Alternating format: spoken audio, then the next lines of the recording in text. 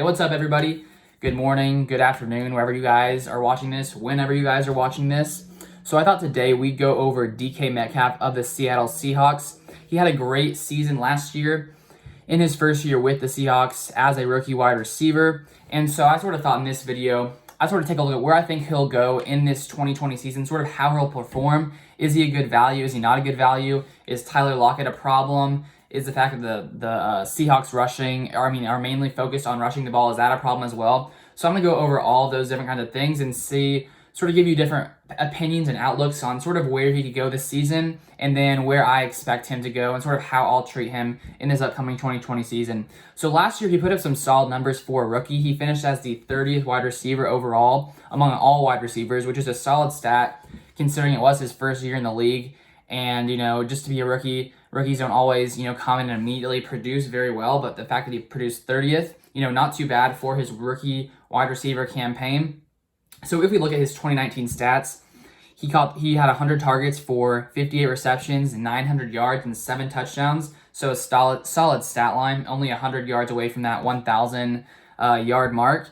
And so, as I said, he finished as a 30th wide receiver. So I think in the 2019 season, there were lots of people that didn't really expect maybe him to be one of the top rookie wide receivers that year. Because if you look in the draft, he sort of slipped from where initially people had thought he would go. Initially, people thought that he might be a top of the first round kind of wide receiver pick somewhere in the first round, but he slipped to the Seahawks.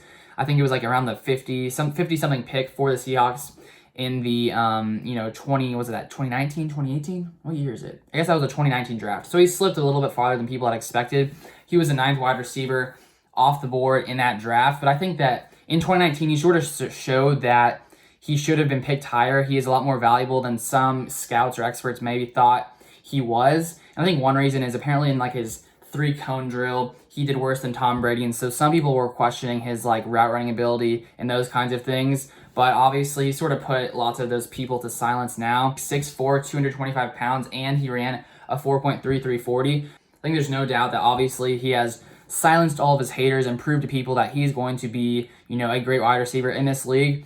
And so I think the one question that lots of people have coming into the 2020 season is sort of what can we expect from him? Like how high, could he finish the 2020 season? And I think there's a few different key factors to look at, because if you just solely look at his skill set and his ability, if you were to get lots of volume, from being in any offense, he would put up some really, really great numbers. The only problem with him is that he is on the Seahawks, which is a rush heavy offense. Last season, they were 6th in rushing attempts and 24th in passing attempts.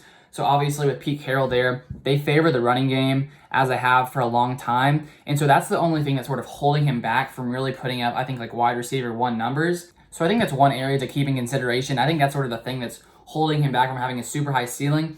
I don't necessarily think that will stop him from having a better season than he did last year. I still think that he does have lots of upside, because if we look, his main competition is Tyler Lockett, because Tyler Lockett is he was the number 1 receiver on the Seahawks last season. But I do think that Metcalf is going to slowly push his way into that number 1 spot. And I think in the 2020 season, we could possibly see Metcalf take over in receptions and targets on the Seahawks offense, because I believe he's a better player than Tyler Lockett. The thing, though, about Tyler Lockett is it's not like he's a bad player. He's a great player. He's been one of the most efficient wide receivers since he came into the league in the 2015 season. If we take a look at this stat, let's see, where is it? Okay. So when he has been targeted since 2015, when he came into the league, I think that was, he generated a passer rating of 127.3 on his targets. And so that was one of the top in the league. And so I think there's no question that he is a great receiver. I think he's like 5'10". If we look at Tyler Lockett's targets last season, he had 110 targets to DK Metcalf's 100 targets. And so I think that, they were pretty close last season. Lockett did put up 1,057 yards to DK's 900 yards. So he did put up a little bit more productive season, but I think there's no reason that after coming off of his rookie season, DK Metcalf could continue to improve and sort of break through and surpass Tyler Lockett.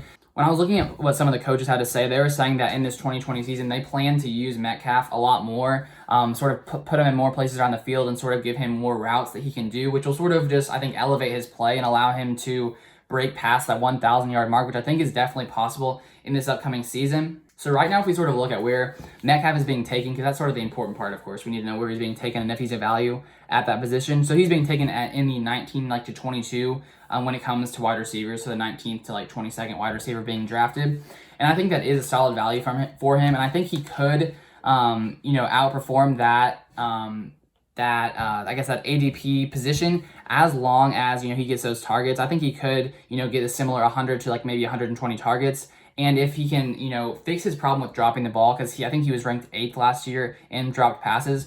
So if he can improve that and improve his catch percentage, it was 58%. So if he can maybe move it up to around 70%, I think that he could definitely outperform where he's being drafted right now. I do think he's a really good floor as well, because Russell Wilson is a very efficient passer. And I think with Metcalf in this offense, with Lockett, they don't have that much competition besides them too. They did bring him Philip Dorsett during this offseason, and I think Greg Olsen as well. But I don't think that should hurt them too much. And even if those players did start to play a little bit more, the Seahawks ran 11 personnel, I think the second highest in the NFL, which is basically having 3 receivers out in the field. So I don't really think there's a worry of him being that big of a bust unless he got injured, of course. So I think there is a solid floor. So I think he's a good guy to target later. I guess he's being taken in the 5th round right now. So I think that's a solid value. I'll probably be targeting him there in this upcoming season. But I think that he could definitely surpass that, and I don't think there's much worry that he'll sort of drop off from where he performed last season. So I think he's a solid player with a pretty solid floor, and I think he has a pretty high upside for what is possible.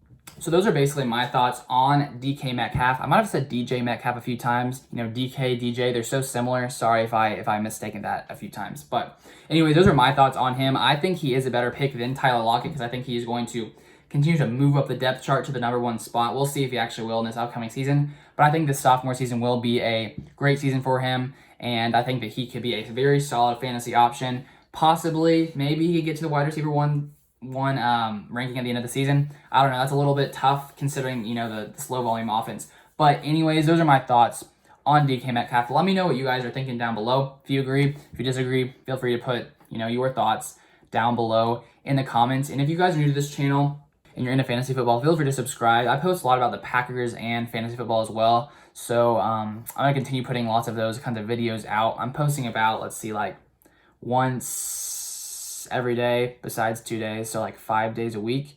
But if you guys got value from this video, feel free to like it down below. And if you're into fantasy football, you want to see some more videos in this upcoming season, feel free to subscribe to the channel down below. I appreciate all you guys who have watched up to this point. You've watched me talk this entire time, so thank you. I appreciate it. I hope you guys have a wonderful, amazing day, and I'll see you guys on the next video. Peace out.